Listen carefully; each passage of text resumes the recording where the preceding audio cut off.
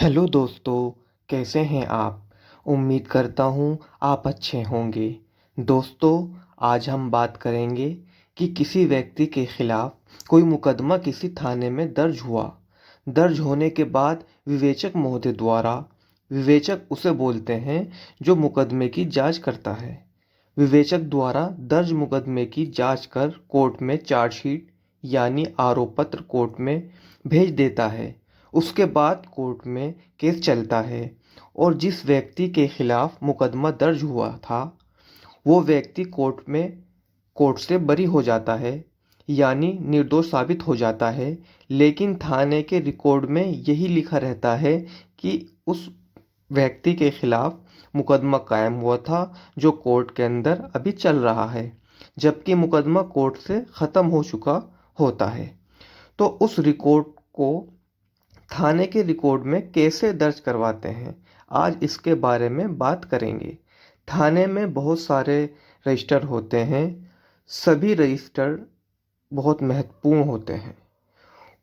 उनमें से एक रजिस्टर अपराध रजिस्टर होता है जिसे इंग्लिश में क्राइम रजिस्टर कहते हैं। इस अपराध रजिस्टर में बहुत सारे कॉलम बने होते हैं जिसमें किसी के खिलाफ कोई मुकदमा थाने में दर्ज हुआ है उसका पूरा विवरण यानी केस का पूरा खुलासा लिखा जाता है। इसी अपराध रजिस्टर में मुकदमे में बरी होने वाले का इंदराज यानी मुकदमे में बरी होने की बात लिखी जाती है। कैसे लिखवाएं, यही बात इस वीडियो में बताई जाएगी। उससे पहले ये जानना बहुत ज़रूरी है कि इस अपराध रजिस्टर में जो कॉलम होते हैं उन कॉलम में क्या क्या लिखा जाता है। सबसे पहले कॉलम में मुकदमा संख्या और वर्ष लिखा जाता है। फिर धाराएं, जिन धाराओं में किसी व्यक्ति के विरुद्ध जो मुकदमा कायम हुआ वो सभी धाराएं लिखी जाती हैं। फिर अगले कॉलम में अपराध की सूचना देने वाले व्यक्ति का नाम व पता, उसमें सूचना देने वाला पीड़ित भी हो सकता है, लिखा जाता है। फिर अगले कॉलम में मुल्जिमानों का नाम व पता लिखा जाता है।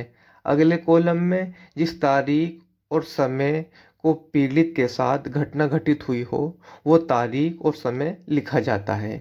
फिर अगले कॉलम में जिस तारीख को घटना घटित होने की सूचना पुलिस को दी गई है उसकी तारीख और समय लिखा जाता है। उसके बाद जहाँ लड़ाई झगड़ा हुआ है यानी जहाँ घटना घटित हुई है उस घटना स्थल का नाम लिखा जाता है। उसके बाद अगले कॉलम में जो घटना घटित हुई है जिस पर एफआईआर दर्ज हुई है उसका विवरण लिखा जाएगा। फिर उसके बाद विवेचक द्वारा जो उसने जांच की है यानी केस डायरी का विवरण उसमें लिखा जाएगा। उसके बाद अगले कॉलम में विवेचक द्वारा जिन मुल्जिमानों के नाम निकाले गए या धाराएं घटाई गई या बढ़ाई गई उसके बारे में लिखा जाएगा। फिर अगले कॉलम में ज़मानत के बारे में लिखा जाता है कि मुल्जिमान या मुल्जिम ने ज़मानत करा ली है और केस कोर्ट में चल रहा है।